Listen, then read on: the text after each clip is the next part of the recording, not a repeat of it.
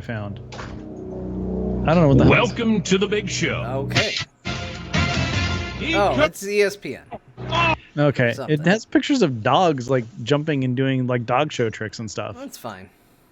That's fine. That's really weird. I officially started recording, so we'll play less of that. Oh, okay. Well, you know, I didn't really play a whole lot of it, so I think we're be under okay. copyright infringement at the moment. Yeah, but it is Disney. Oh, it is Disney? Yeah. I didn't know it was Disney. They'll come after you. They'll send a mouse with a shank. No, they stopped using the shank. Now they're using a crowbar. I'm gonna smack you in the head. Hope you don't like those knees. I don't, Mickey. I hate my knees. Oh, good. You're gonna hate them more now. That'd be terrifying.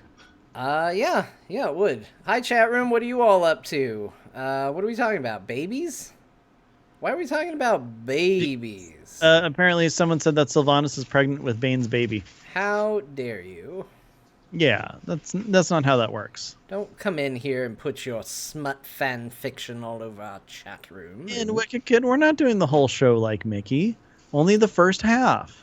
Welcome to Azeroth Roundtable. Sure is nice of you all to show up.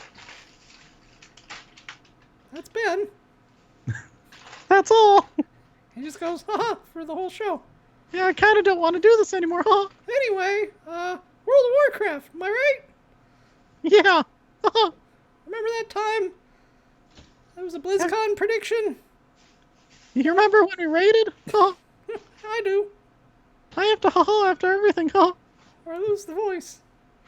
Yeah, kind of. Oh. Don't mind us, folks. We're just killing time. Yeah, we're killing time. We have to start in a little bit. So we're just killing time. This is a pre-show. Yeah. You know, I'm really glad that I was recording the Forrest Gump Batman earlier, because I think I might put that at the end of the podcast, because it's pretty darn... I'm actually really happy with it. I'm not a Batman. But I know what the night is. Still, great line. Yeah, it's good.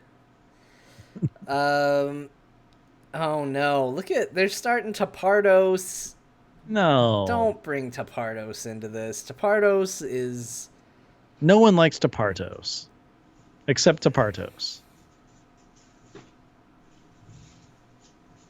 And a couple other people.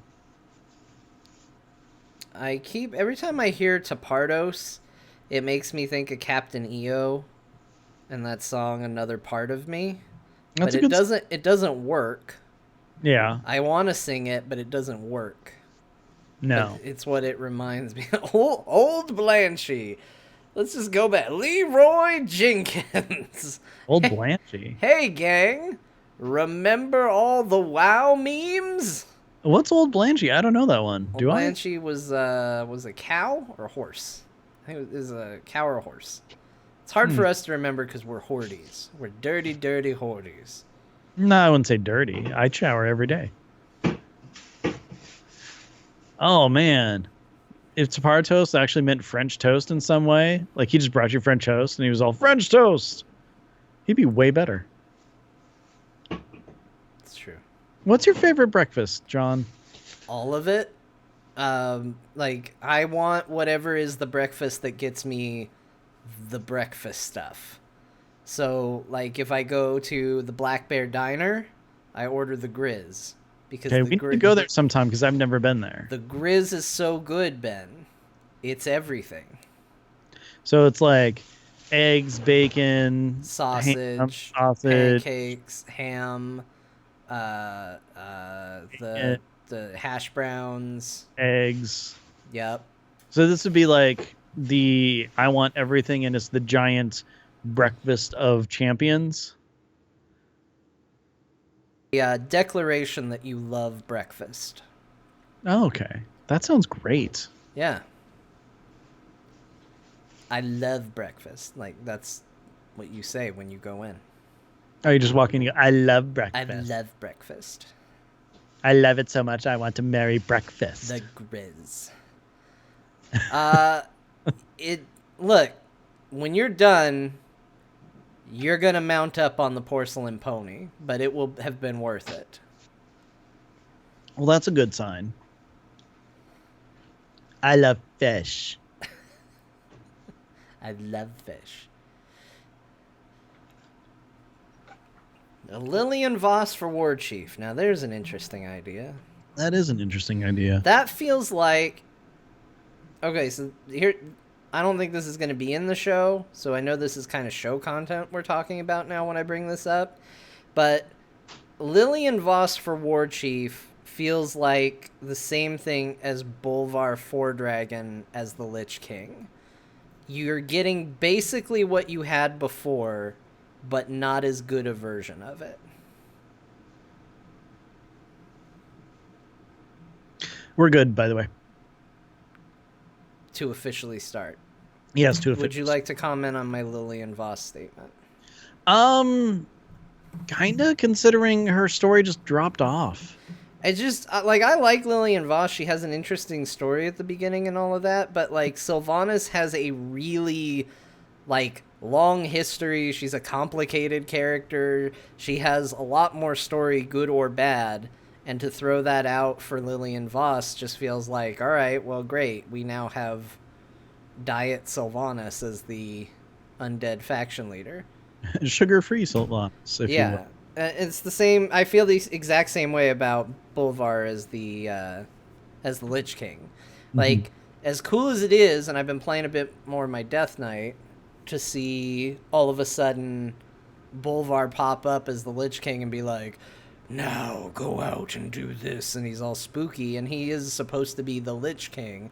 It's still not Arthas anymore. It's still Arthas Light again.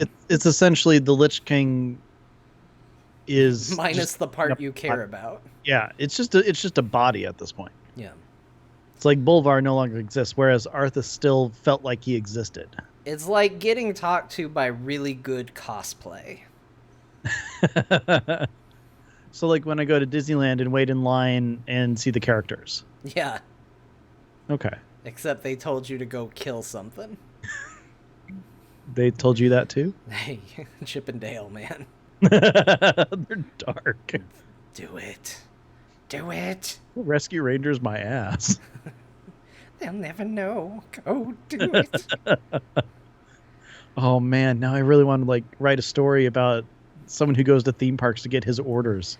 That small child's looking in at the ducks. One little push and he'll go for a swim. Pluto? Go ahead, push him! Push him! Can you... I just wanted a picture. You're never going to get anywhere with that attitude. You've got no backbone. We'll fix that. A ride on Big Thunder Railroad will fix you. What does that mean? Are you going to kill me on Big Thunder Railroad? No, it's just a scary ride for some. It's going to develop a little bit of a spine, you worm. And you're going to push him. I'm pretty sure he's going to be somewhere else by then. We'll keep him distracted. Kids love the Pluto costume. Then he just starts dancing. Go on the ride, come back, and push him in with the ducks. Kids are pretty savvy. I bet he can swim. I don't care. I like to see kids fall in water. So you don't want his death. All right. We've done enough damage to Disney for one day. Yep, that's right. First the ESPN, and then we beat, I don't know, besmirch Pluto's good name. Yeah, poor Pluto. All right, you ready for the real show? Let's do the real show. I've got my cast of characters here for me to look at. All right, have you hit record yet? I have. Oh, that's great. It's all recorded. Yeah, I'm happy about I'm that. going to use this voice for the rest of the show. Oh, okay. All right, let's do a show. Yes. Welcome to Azeroth Roundtable, episode 276. Uh-oh. This is a spoilerific episode. My name is Ben Bumhofer. We're going to be talking about a book. Hopefully you've read it. With me, as always, is John Jagger. How's it going, John? I am not on camera. There we go. I fixed it. That's why there was an uh-oh in the intro. Hello, Ben. Well, this is going great. Uh, we're off without a hitch. There's no man behind the curtain here. It's all excitement and passion and fun, and we're going to talk about a book. Yes, that hopefully you've read, because again, we are totally spoiling the heck out of Before the Storm. If you haven't read that yet, then you don't want to be spoiled. You might not want to listen to this episode yet. Yep, it's true, because we will talk about it. And there's a little bit of stuff to be spoiled. I mean, Yeah. everybody's their own metric on what is a spoiler, but, I think there were some interesting tidbits revealed on it. Yeah. And I mean, there's a whole side story that we're going to probably talk about. There's, a whole main story that we'll probably talk about, things like that. People leaving the chat room, don't worry. We don't wish you any ill will. We understand. So it's cool. Thorn, get out of here because we're going to start. But Get out of here, Thor. but before we actually jump into the spoilers and everything, I think we should do just a quick little spoiler-free thing, just because I'm sure people might want to know just what we think about it first off. Right. So all right. Let's give general impressions without spoilers. We'll do one last spoiler warning. At that point, you have had as much warning as you can possibly have. If you were like, I'm going to turn on Azeroth Roundtable, and you were like across the room holding something and you couldn't move, and you were like, no, they're going to spoil it. I can't let go of this ladder or my friend will die. I think we will have bought you enough time to run across the room and stop the show. And get back before your friend dies. I think that's a very likely scenario. Of course. So, they're like juggling apples or something, and they have to set them down first. Ben. Yes, John. What did you think of Before the Storm? I enjoyed it. So here's the thing. Christy Golden writes Warcraft very well. I am incredibly happy with everything that she's done with it. Going back to... I'd have to say her best book is probably Arthas, just because it's a story that everybody who's played, Warcraft 3 knows like really well. But she added a whole bunch of, just so much more emotion behind it and everything like that. But even more so, she just gets these characters and just understands this universe to the point where I am very happy with her portrayal of everybody. It worked out really well. I thought it was a very interesting story. And more than anything, it's made me understand something about Battle for Azeroth, like so much more that I thought was very much needed. And even more so, it's got me excited for the game. Yeah, I think for me, I'm in the same place. I liked the book. It's not my favorite WoW book by her, but it was very solid. I mean, like, that's the thing is, I have no problem ever getting one of her books because I have enjoyed every single one of them. Even when awful things were happening to characters that I like, it's very, very good. I think for me, what I find to be the most compelling thing that she is able to do is she's able to create the world part of World of Warcraft really well. Yes. Because, and we'll get into all the details on the specifics of characters and all of that going forward, but in a general sense, what I have found about her writing is that it makes me feel like it's set in the world that I play in. And, that could be because she played the game, she's writing about a world that she herself has played in, and therefore it's just properly reflected. But I think overall that's the biggest strength, is it feels like that world. And sometimes you get rewarded for that. A good case with Invincible is she writes about the area around Lordaeron so well that you realize, oh, I can go see where Invincible is buried. And there's the dug up grave of Invincible because Blizzard said the same thing. They were like, wow, we know exactly where that would be. It'd be right here. Let's put it in the game. We do know that some of the things in this book are going to be reflected in the game to some degree. But I will admit, even though I was about 100% sure that certain elements were not in the game yet, I still went and looked. So to me, that's the biggest strength. Even above characterization and all that stuff, it pulls you into the world and makes you feel like it's a story set in the world that you play in. Exactly. If there is one, I don't know, negative critique that I have about this book, is that I got through it incredibly fast once I was able to, actually sit down and take the time, because it is so well written, and like pretty much all of Christie Golden's books, it feels so short, even though it's a good, decent length. But you fly through it because it's written so well and so easily, like, relatable, and just I love the flow, and I always wish that they were longer. Yeah, I think that it's tough with Warcraft books, especially when they're introing an expansion, because we'll revisit this in spoilers to a degree, but I will say that this isn't a spoiler. There is a plot thread that is just dropped in this book. It just doesn't continue. It just stops. And I don't love when that happens, because it does make the book feel a little incomplete.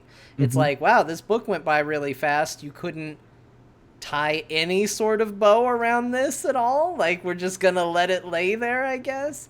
Wow. And I think the default and reasonable answer is, well, maybe it picks up in the game. I don't know if it does or not, but maybe it does. And if that's the case, then okay, that's the nature of it. But at the same time, I do kind of wish that the book could feel more all-encompassing. So I kind of agree with you. Sometimes with it being so short, it can feel a little incomplete at the same time. Yeah. That sounds about right. So, good book then. Yeah, I recommend, honestly, I would say I recommend anybody give it a listen, give it a read, give it a whatever you want prior to the expansion. I think it puts the coming conflict in a really good perspective. I would actually say it improves it. That's a big part of it as well. The Jaina book, Tides of War, right? That's what it was called, right? Yeah. That book to me was super useful because the Theramore scenario did not give you a good idea of what happened at Theramore. It was this major event that if you just experience the game, you are missing so much of it. And I kind of feel like there's an element of that in this book as well. There is something that is, something of a crux to where we're starting off this next expansion that I feel like the book addresses in a way that finally made me go, oh, and I think we're alluding to the same thing. It's, oh, I get it now. So if you're, let's just jump right into it. If you're in the space where you're like, I don't know if I want to read this book or not, or I'm not sure if I care about the Battle for Azeroth story, I would recommend picking up the book. Yes. So we're crossing over into spoiler territory now. Yes. Because we can't allude to. I mean, we're spoiling the heck out of this thing. So I'm guessing that the same thing that you're talking about that really got me on board to this expansion. It's the Azerite, right? Right. Yeah. Because I mean, okay, here's the thing: Taron Gregory and his team do an amazing job with cutscenes. I absolutely love it. And now that we've had the whole, hey, take all of your alts through the Silithus questline and everything like that, I've been able to see the cutscenes a little bit more. And after knowing exactly what to look for, it makes it so much more like noticeable of the subtlety of Sylvanas and Anduin, touching the Azerite and being, feeling that like that high, that boost, that's, level up, if you want to call it that, that they experience it. Before that, it's like, okay, cool, it's a rock, who cares? But just it's like Saronite and every other Unite that we have found every expansion. Exactly. So then all of a sudden it's like, oh, holy crap, this stuff actually matters, and this is why it's the big crux of the next expansion and everything. And that's one of the things that I absolutely love about this book. Yeah, I think it was very important in convincing convincing me, oh, this is why everybody thinks it's important. And as we talk through, because I know me personally, I got a lot of questions about, John, where do you land on Sylvanas after this book? Where do you land on the Horde after this book? What are your thoughts? And I think none of what I'm going to say is going to make sense, but it will make even less sense if you don't frame it around knowing what Azerite does. Like, that is the crux of the conflict. And it's one of those things that's very easy to get on paper when you start really thinking about it, but it's very hard to convey in game. It's like, hey, this is a powerful, and you're like, great, so am I. Look at all these cooldowns. And it's an artifact. right. Look, if I open my artifact, the number just keeps going up. How is it more powerful than that? So I think that is ultimately the key. That is ultimately the selling point. And it's a nice, fun reference back to Kaja-Cola, which I loved because, you and I have a history talking a lot about Kaja-Cola. Our Gary the Rosh Hellscream's beverage of choice. Exactly. Grab a Kaja-Cola and slam it, man. You got to slam those Kaja-Colas. I like it because the whole thing that I found so fun about Kaja-Cola in the Goblin Starting Zone is when you drank it, your character would blurt out an invention that they thought was brilliant.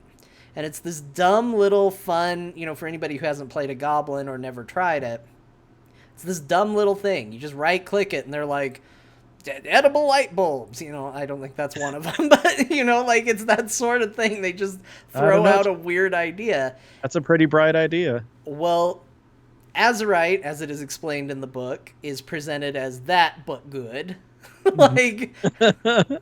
Basically, the Khajiit that they were getting was, I actually used this analogy on Rolling Restart, because Ro and I talked about the book for the whole episode. So, like, the think of Azeroth as an egg. The yolk is Azerite. The white around the yolk is the Khajiit. I don't know if that works, because when I was a kid, they used to tell you that the yolk was the most important part, but then they changed it, and they were like, no, it should only be the egg whites. But then they changed it again, and they were like, hey, no, you should probably also have the yolk. It's actually all pretty important. So let's look at it this way. The Azerite is more towards the center. The Azerite is the good parts of the egg, whatever it may be. And the Khajiit is the shell. You shouldn't eat it. Oh, okay. That's where I don't know. That's how I'm going to try to make your egg analogy work for me. Okay, that's fine. Don't eat the shell, Ben. I wasn't planning on it. Okay, good. Then you're doing it right. You're doing it right. Potato skins. Potatoes. Now I'm picturing deviled eggs put back in the shell. Anyways, sidetrack. Why are we talking about eggs? What's going on? Eggs. Right, and how important Azerite is, and it's a callback to Khajiit and Kaja-Cola. Right. It's important. Yeah, so anyways, Azerite is the big thing, and here's the whole huge thing that got me so excited for the expansion now, is that because of the description of Azerite, and especially when they get to Safi touching it for the first time, that was a huge eye-opener. Like, just normal, smart gob or gnome, blah, blah, blah, whatever. Then she touches it, and then immediately she's like, oh, I can think of 10 different ways to make feathers better. And like how her mind just exploded into knowledge and everything. It was something I'm like, okay, I'm really getting this, and it's finally being explained to me on why this expansion is actually happening. Right. And it, like I said, it's gotten me really excited for it. I still don't think that my old main would go for it, and I'm still retiring her and all that stuff. But I'm excited to at least move forward and see where the story is going, like so much more so now. Yeah. So let's let's make this an interesting transition. I'm going to make a daring and bold statement and see if you agree with me or not. Okay. The best part of this book is Grizzix Fizzwrench and Saffronetta Flivers. I agree. It's the best part of the book. I love them so much. It is also sadly the part of the book that just ends and does not give any conclusion. Well, kind of. But I Does mean, it? it will.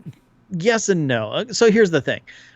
Uh, I hope that come 8.0, we can go to Tenaris and then we can find like a scorch mark in the desert with like crawling tracks and then footsteps walking away. Down into the ocean like turtles? Yeah, exactly. But I mean, the idea is like either they did die or like they said, the tiny bit of azurite that she had on her ring was enough to keep them alive through the explosion. Maybe. Yeah, maybe. But I mean, it does leave that, as kind of a loose end with them, kind of.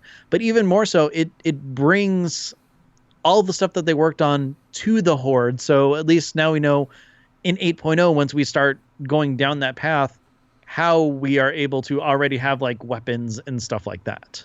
Right. So, I Well, mean, actually, no, it doesn't because they destroyed it all. no, they didn't.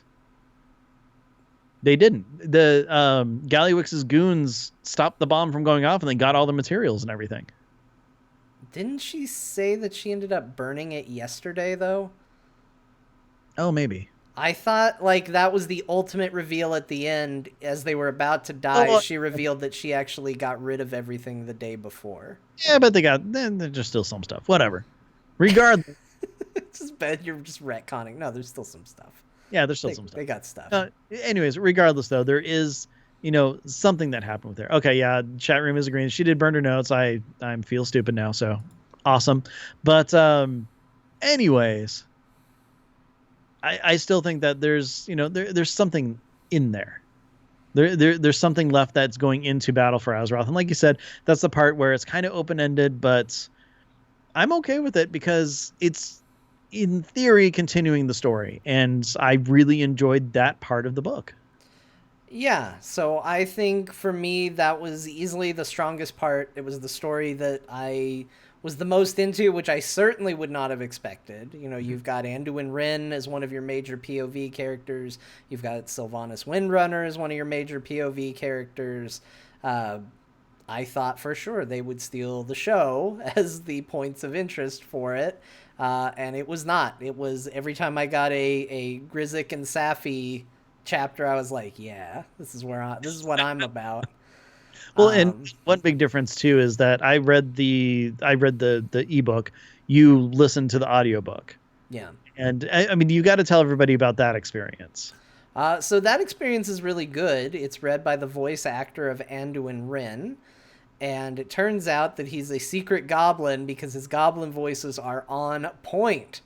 Dude does a good goblin voice, it turns out. I don't think he voices Gallywix, but he sure does, like, in my head now, every time I think about Gallywix, I think I'll probably hear him instead, because he does a real solid Gallywix. So his secret MVP power, he might be Anduin, but his secret power is goblins across the board. They sounded real good. But it was it was a good experience. Good way to experience the book. I like audiobooks anyway. You get they put in some of the game music, which I really like. There's like that extra level of, production value added to it. So it's a good way to go if you don't have time to necessarily sit down and actually read it. Yeah, and that's one of the things, like, I almost did the audiobook just because, I'd heard such good things about the voice acting and everything in it. But then it's like, okay, well, with me, it's the weirdest thing. Podcasts I can listen to and usually, follow along like perfectly fine. But audiobooks, my mind wanders so much and I don't know what the difference is. I don't know. It's weird. That is weird.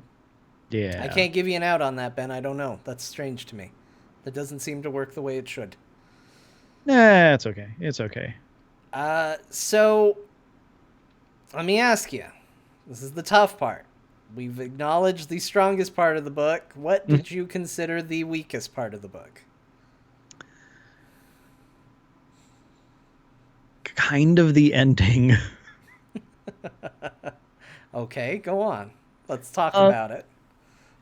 Just because, okay, so the whole story with Kalia Menethil, I enjoyed her in it. I thought that was really neat, and like having her kind of reintroduced as a character and stuff was pretty cool. Um, I did notice last week that someone in chat did spoil that she gets raised as undead at the end. Thanks for shushing them. It was hard for me to decide if a shush was important. I was like, well, this is going to call it out as a spoiler, but it will probably prevent additional spoilers. So yeah. I guess I'll shush them. But yeah, and that's one of the things I'm kind of like, I didn't get to that part yet, but I read that. I'm like, oh man. So I was a little upset about that. Because you know how I am with spoilers. I don't like big ones like that. But anyways, I liked having her in the story. I thought it was really cool. I really wanted to learn so much more about her backstory of, you know, like other than, oh, she was just kind of hiding in the ditch away from the undead for a while and stuff, you know. But like her turn in character during the whole meeting and stuff was like actually kind of surprising. But even more so, like heroic for her, and awful I thought for everybody else. Yeah, exactly. Like I was really intrigued by it. I thought it was kind of a cool thing to do and stuff. And I'm like, oh, let's see what happens with this. And I'm like, oh, this is not the best thing to happen in the world. Darn. But then you know when Anduin gets her body and everything, and like, yeah, at that point. I totally thought, yeah, okay, they're going to bring her back thanks to spoilers. But, I mean, she was brought back and then it's like, oh, no, there's this whole world of potential that's like opened up for her and everything. And that's the end of the book. Yeah, that's... I think that to me alludes very much to, hey, where is this story going to go over the course of this expansion? Because Sylvanas has now spent multiple expansions looking for a way to further the life or, you know, re-life of her people, and all of a sudden it's now been discovered through the light, which she has had nothing to do with. She doesn't want any part of. So the means to do what she's always wanted to do is now suddenly there. She doesn't know it yet, but it's safe to assume that she will learn it at some point, is very compelling to me. I did not like Kalia. I did, but I didn't. I did not like the character. I don't think I personally was supposed to, so I'm not saying that as a bad thing. I think for me, I was supposed to dislike Kalia, because when she messes everything up, my reaction was, of course she did. Yeah. I could see that reaction as well. I was like, typical human beings. They think they're so good and they mess it up for everybody. Yeah. Well, like, you know, when she's doing the whole, you know, oh yeah, you know, I'm not going to try to take Lordaeron back and blah, like all this stuff. And I'm just like, good for you. Good for you. You're going to screw it up just by being there, though. I know that. And then the whole turn of, oh no, I'm going to try and take my people back. Yeah, that's... Can't imagine why that went wrong. No kidding. Weird. Weird. Nobody saw that one coming. Yeah. Good job, Anduin. Proud of you for bringing her along. I am glad you clarified, though, that you meant that level of the ending, because I actually thought the build-up to the meeting and the meeting itself was incredibly effective. Oh, very much so. Yeah, I'm definitely curious to get more information on how you felt about it, because I knew it went bad. I knew Sylvanas killed the council. Something was going to go bad. I knew something was going to go bad. I mean, otherwise it's like kind of a boring book. Sure, but I also knew the specifics. I knew she killed the council. I knew Kalia died in the fight. So I knew that was coming up. So it was like waiting for the shoe to drop. And even then, even knowing that in advance, it was tense. It had very good tension, and you didn't want it to go bad. And my goodness, does it break your heart to hear about the undead who got flowers and a shawl to cover her face, and then the family wouldn't even show up. And you're just like, you rat bastards. You rat bastards are awful. Well, let's talk about that. Okay, so obviously we're both Horde players. So, and question for you. Have you always looked at the undead... I know you. Why don't you explain how you've always looked at the undead to people who just might not understand? I have always looked at the undead as the mutants from X-Men. Hmm. They didn't choose this. It happened to them, and now everybody hates them because of it. And Sylvanas is Magneto, and there is no Professor X. And the rest of the world is the rest of the world who just wants to kill mutants. Got Yes, that's how I view the undead. it. The Horde are the sympathizers to the mutants. Yeah, the Horde are like the Avengers. Tolerant-ish. Yeah, exactly. Tolerant-ish. Well, and this is one of the things that I'm really curious to hear about from, Alliance mains who just, hate the Horde, hate the undead and everything like that. Is did this book actually help humanize some of them? Because, I mean, they made it a big point to have Anduin, kind of point out that, yes, we know that there are undead who, like they lost part of their brain and they're kind of evil and stuff. I mean, it makes sense. You get a human who gets, a really bad brain injury can completely change their persona. I mean, that's fact. Right. And the idea of, parts of the brain that are actually missing or rotted away or something like that can change a personality and everything. But the fact that there are actually undead out there who are just like the product of their circumstance, who are just like, oh, well, crumbs, I'm an undead monster now. This sucks. Yeah. Oh, well, I think that it's a very good representation of a race of people who really kind of get the total raw end of the stick. And on top of that, I love the portrayal of Sylvanas in this too, because she is the ultimate, okay, horrible things happened. I understand my people. I am taking care of my people, and I'm going to make sure that they still live, that they live on, that my people are around, and I'm going to do whatever it takes to make sure they're still safe. And I love that about her so much. So Sylvanas, in this book, I guess now we're getting into stuff people tweeted at me. They were very interested to hear my take. Is unsurprisingly complicated. If you check my Facebook status next to Sylvanas, it's complicated. Because I do agree with you. I do think that there is definitely an element of her doing what she feels is strategically the best. Quick aside before we go further down the Sylvanas route. Okay. Maybe it's this day and age, and I'm looking for hope and optimism in the world. Do you ever find it discouraging? So throughout the book, they multiple times refer to Sylvanas as a strategist, a very deep strategist. She's very smart, very hard to trick, and she's got plans on plans on plans. Do you ever find it weird that the one who's always the smart strategist is the one who thinks war is inevitable, and the naive, hopeful one is the one who always thinks peace is possible? Well, kind of no, because of the viewpoint that she has on the world. And again, the book brings that out incredibly well. I'm not saying it's wrong. I'm saying, do you find it discouraging that that's the way it's always portrayed in all mediums? No, I don't, because again, it has to do with her circumstance. And I mean, I'm looking at as total story worldview, not like meta gaming view or anything like that.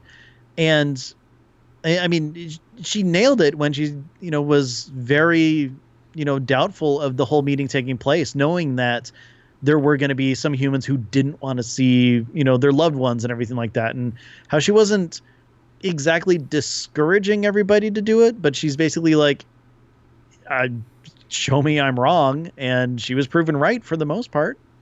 I mean, she knows how the world views them. Right. And but again, I'm not even talking about in the context of the book, because I'm not trying to argue that her feelings are wrong. I'm just saying on a broad spectrum, why is it we always assume that the person who's smart thinks peace is impossible, and the person who's naive and young is the one who thinks peace is possible? For example, take Jaina. Mm-hmm. Innocent, naive Jaina, there can be peace. All of a sudden, bad things happen. Now she's smart, tactical Jaina. war's inevitable. Like, it's always that hard edge. And I get that it's a trope that works and it makes sense because you never see like the hard edge, dark, broody guy that's super smart, like, be like, it's inevitable. Peace. That's how we'll win. Like, you never see that. And you never see the naive guy go, I don't... Well, actually, no, not true. Jar Jar Binks, all about war, little naive. So there's the one counterpoint to that one, I guess. Oh, okay. There we go. We found it. Anyway, back to Sylvanas, though. Well, I think that's... I mean, the idea behind that is just that...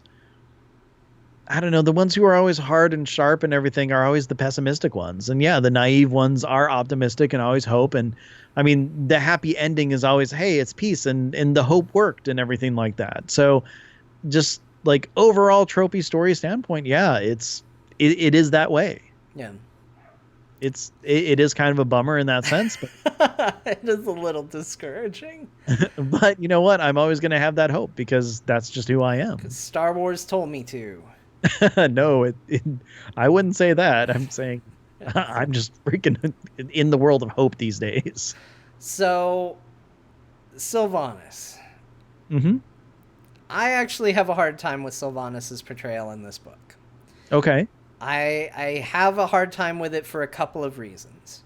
One, so she's one of the perspectives of the book. We get inside her head to a degree. Not as often as you'd think. I mean, this book, I would say, is probably like 75% Anduin. It's mostly Anduin, but she's one of the points of view. Yeah. So when you get inside a character's head, authors typically, it's not everything. You don't get all their thoughts. There's layers to it. I feel like we get very, very surface level only with Sylvanas, which is part of the reason why last week I alluded to it. They seem to be trying so hard to convince me that she's bad that I no longer think that's the route we're going to go because they're trying too hard. And this book was like the hammer on the nail of she's bad. There's like literally a part in this book where Anduin sits down and is like, it is impossible. She is too evil. She is super evil, you guys. Seriously. Okay, that's true. That is pretty much the end of the book. So I feel like that nail is getting hammered pretty hard. And like you said, there are moments where they try to show this sort of softer side to her. But even then, she acknowledges that she doesn't want this meeting to happen for strategic reasons. Yeah. It's not because she cares about her people. She genuinely doesn't want it to happen for strategic purposes. And ultimately, when things turn and she starts killing her own people, that's for strategic reasons too. And so I don't think it's untrue to the character as she stands now. I have in the past said that I have an issue with where the character is now, but at least they're drawing a line in the sand and they're saying this is Sylvanas as she is now. So good. Yeah. We have a baseline now. We know what we're working with, which is important for a character that's had a little trouble with consistency between expansions. I think Sylvanas, I would have liked a little deeper understanding of what her motivations were. And I was a little disappointed that the book didn't get as deep into it as it did. I think the reason is because of things we'll see in the expansion itself. I don't think it was just an oversight. I don't think it was just a, well, this is Anduin's book, not hers. I think it's stuff that's going to come. Okay. So overall, though, while I was a little disappointed in her in the book, I still think overall she was portrayed well. To sum it up, I get why I got messages saying, John, you need to explain Sylvanas to me, and other messages saying, John, you're going to love this book. Sylvanas is portrayed so great. So okay. I understand now where both of those messages are coming from. Personally, I thought that it worked really well for her.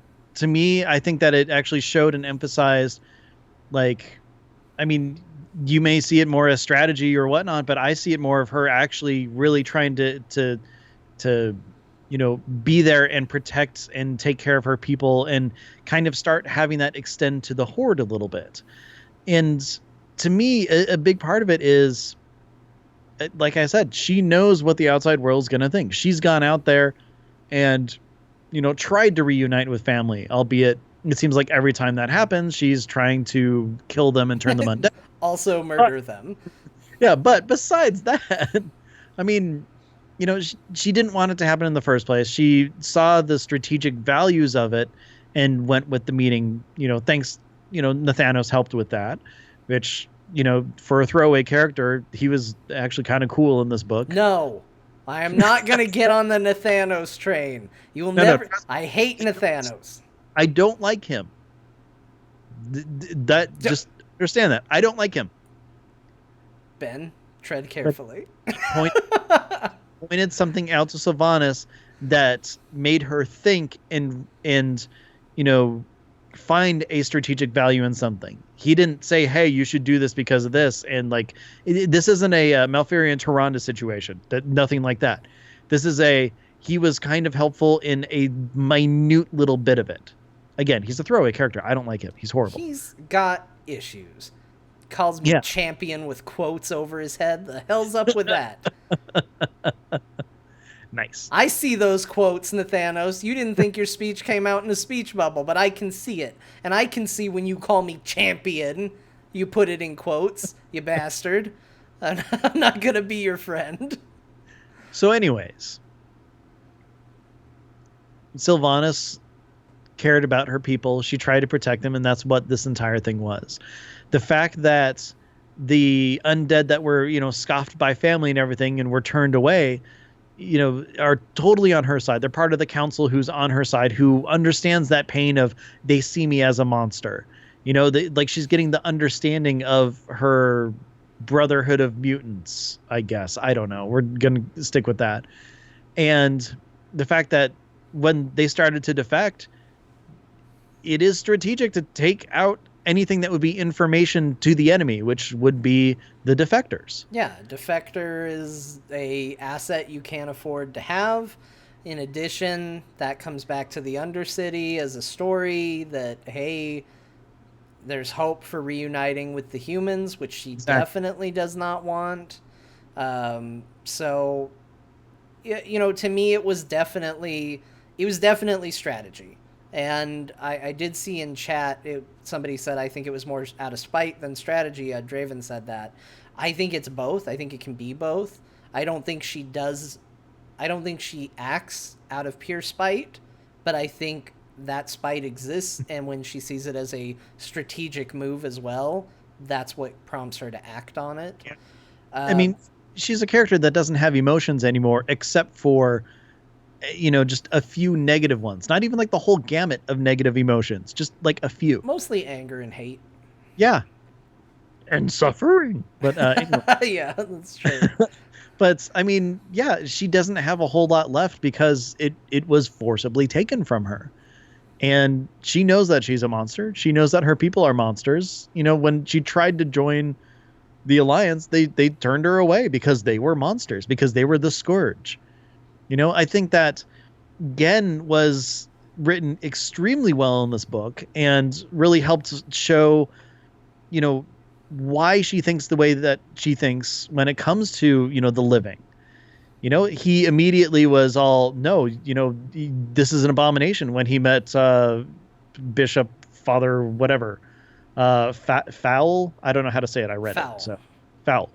So yeah, like when he saw him, and they were great friends in life. And it was an amazing interaction for him to just basically, tear down and destroy any hope of reuniting at that point. Even though what Fowl told him kind of, cut deep and everything, yeah, he might still, think that, okay, well, there's one who might be good. There might be a couple who are good. But, his hate for the undead, and especially Sylvanas and everything, went, stuck through that whole thing. So it's kind of a, a known quantity for Sylvanas to know that, hey, no matter what, there's always going to be people out there who hate us for what we are. Yeah, and so to me, what you have just said is the crux of where the conflict comes from. And, you know, to me, maybe this is me making justifications because I paid for a character race change. I paid for a lot of them. And now I'm back to being... I'm going back and forth. Hey, okay. by the way, I got my monk back. But oh, yay! Then I made another monk anyway. Of so course. I might delete it again. But no. No. I had to petition a GM twice. So anyway, to me, the conflict is this. And I guess I wish that there was something in the book or someone in the book who would have said this, because this is me reading into it. And I can already see people saying, John, you're reading too much into this. All I can picture is Jack Black at the end of King Kong.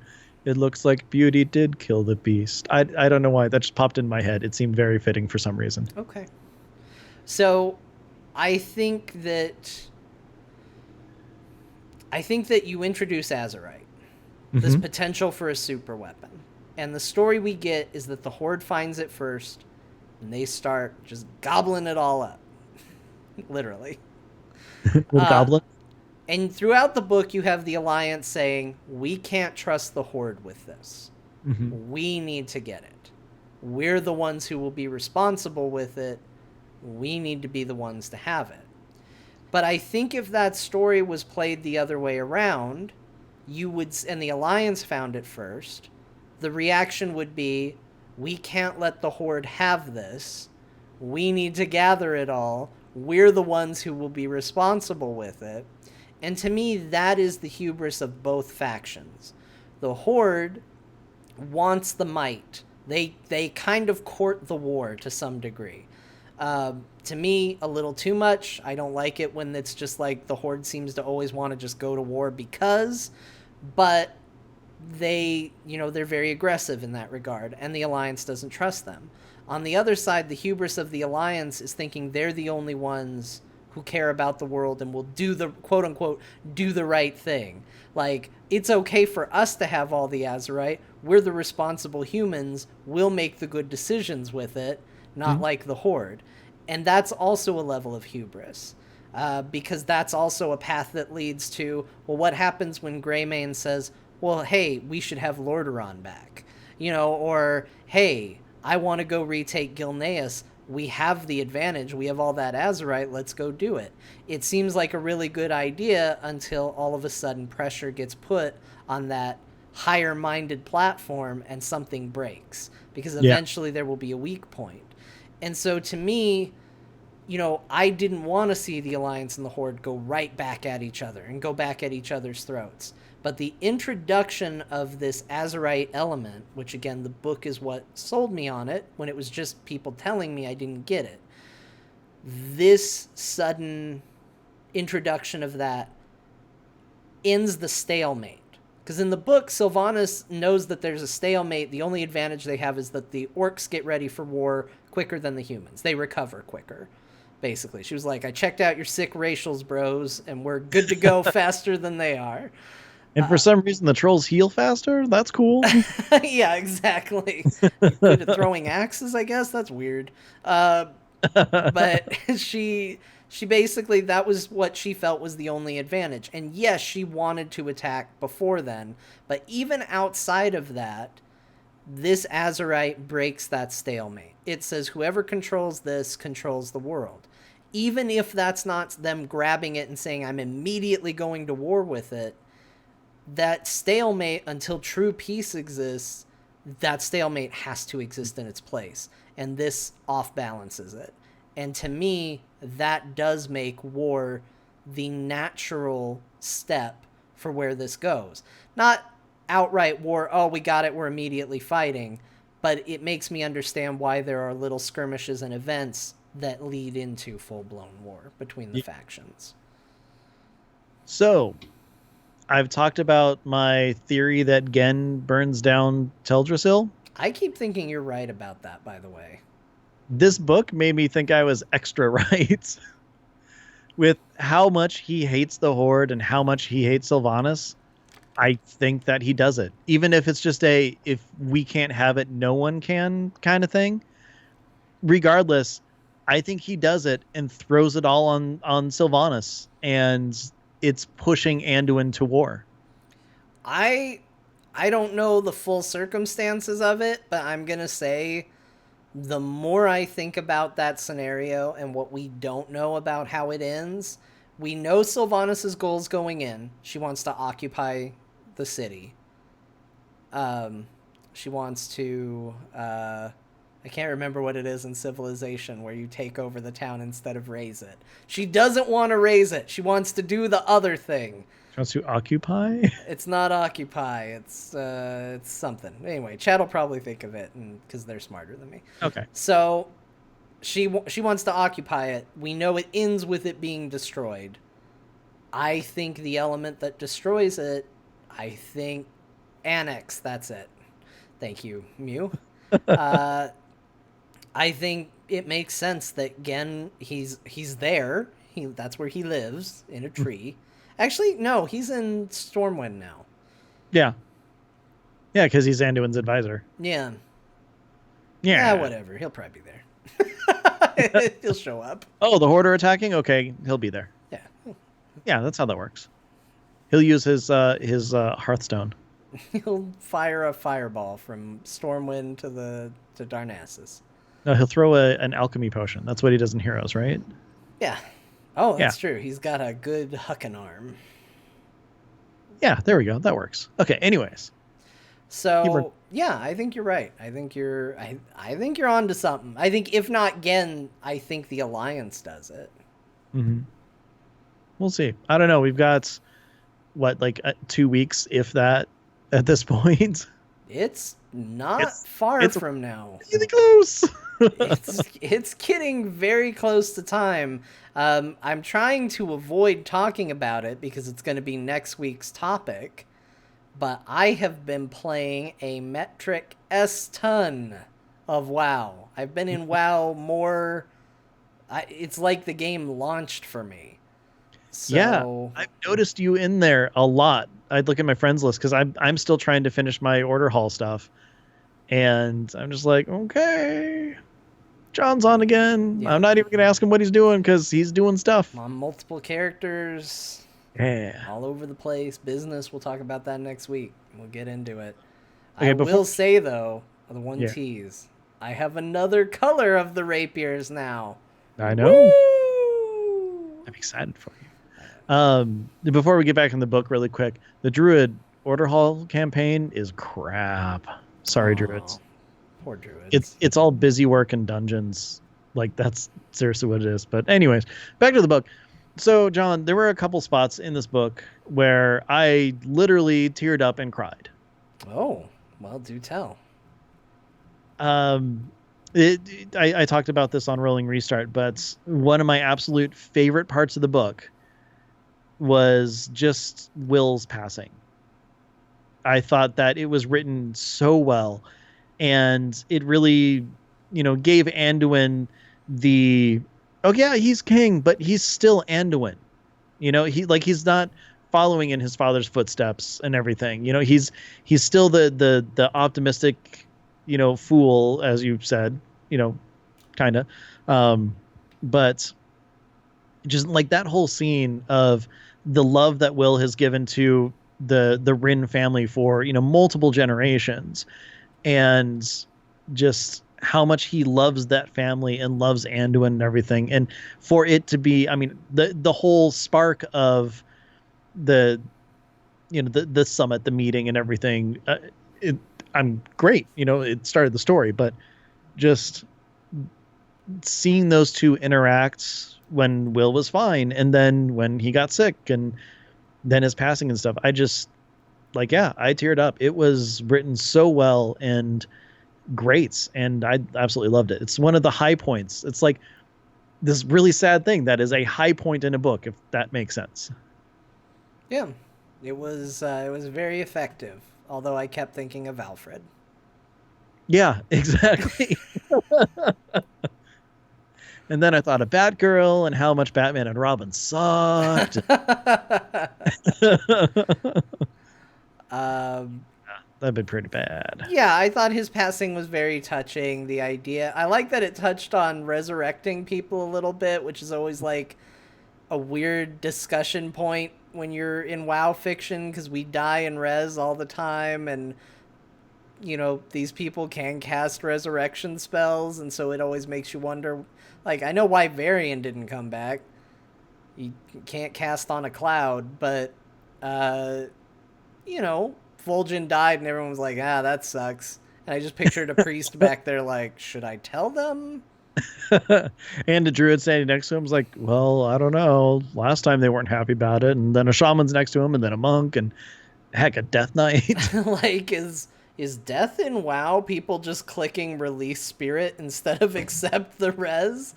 Like, is that how death works? Like, And there is no afterlife. All it is just spirits running around everywhere. Just, no, uh, I'm lost. Let's go back to the spirit healer. yeah. So, I will say, probably because we kind of talked about yours.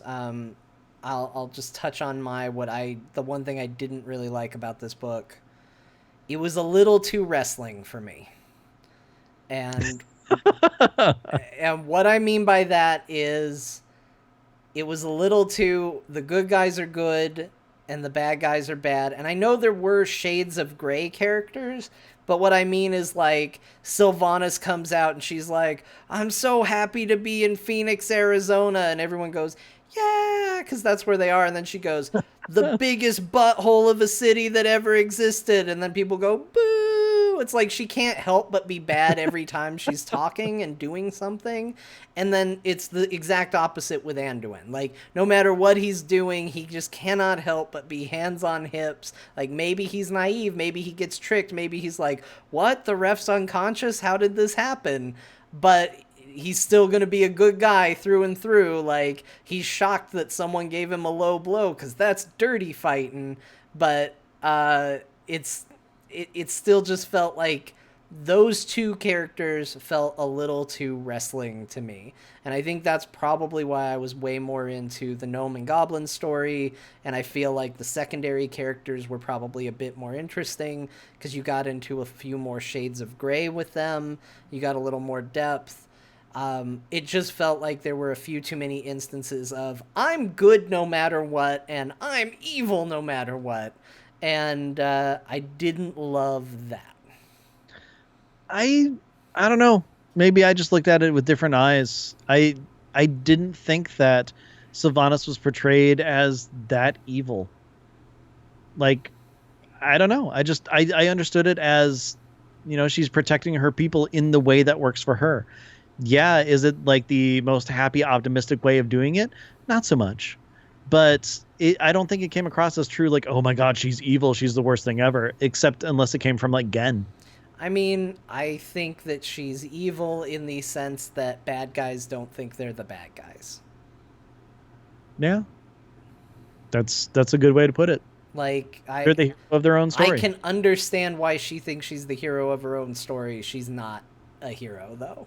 Like, I think she could get there, and I think that might be the direction we're going, because once again, when Anduin looks at the screen and goes, "Well, I can tell you one thing, Sylvanas is evil and irredeemable, and nothing will ever make me forgive or understand her. She's the worst." That was the moment where I was like, oh, maybe this will be a redemption story for Sylvanas. Next expansion.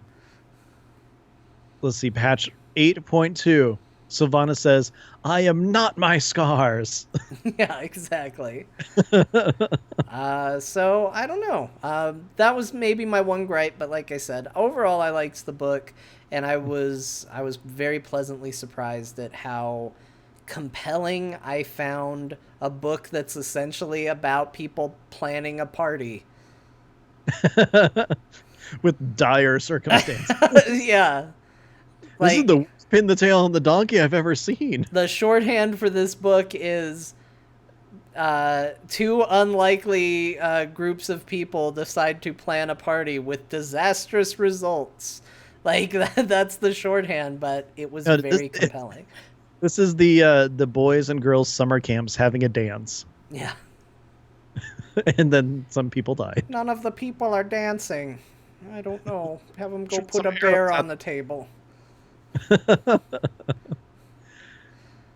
Nice. Well, hey John, this has been good. I thought you were just saying, this is Ben. I was like, I know. Hello. This is Ben, John. I didn't know you wanted acknowledgement, but hi, how are you? I've been here the whole time. Come on. Oh, great. Hello.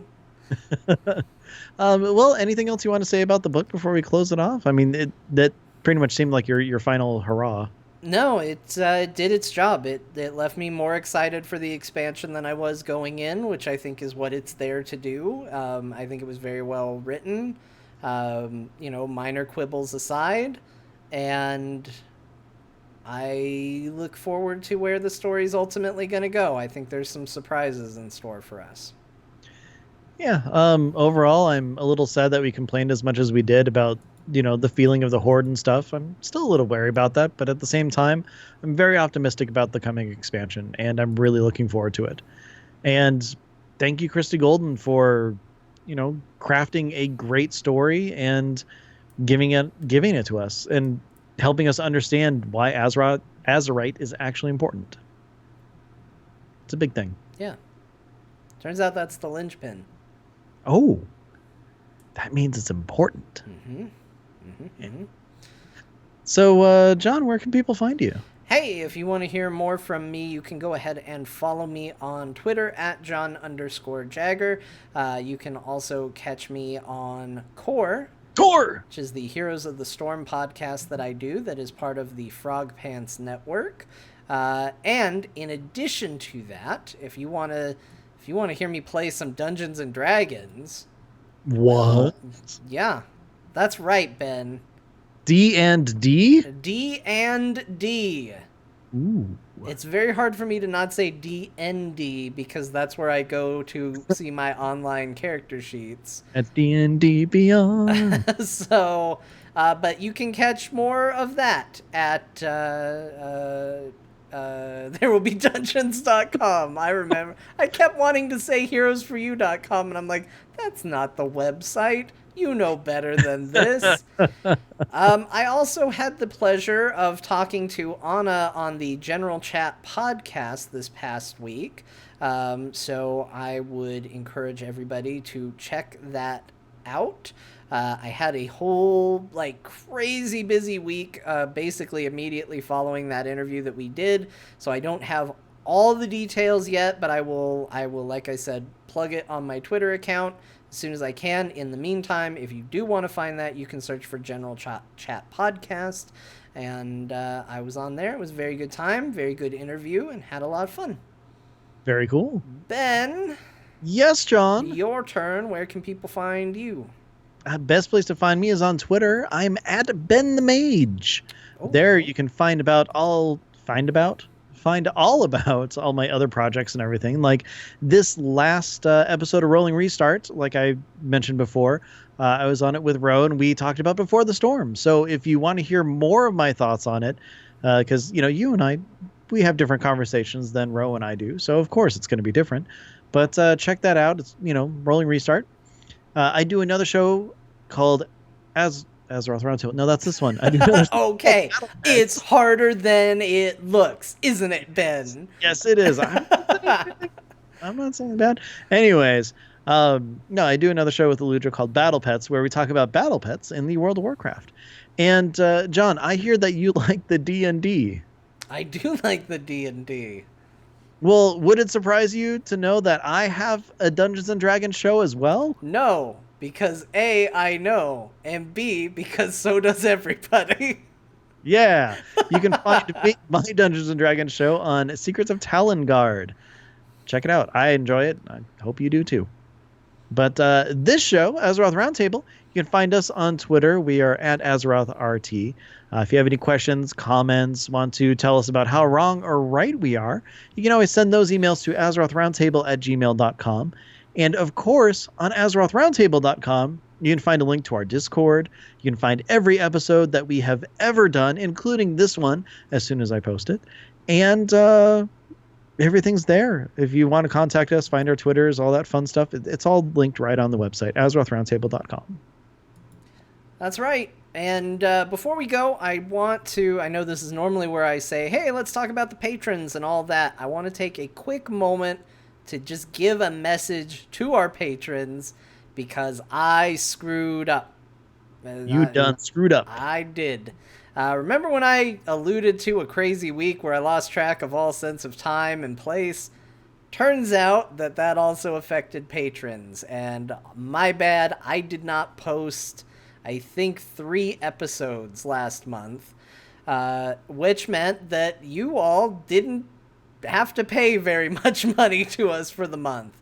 The problem is that now that I'm caught up, it would equate to extra this month. So we don't want to do that to you. So what we are going to do is we are going to slow our roll on the release of the last 2 episodes of the month. And we're basically going to leak 1 extra episode per month over the next 3 to get caught back up. That's my bad. I'm sorry. I will be better about it. I promise. Bad, John. Yep.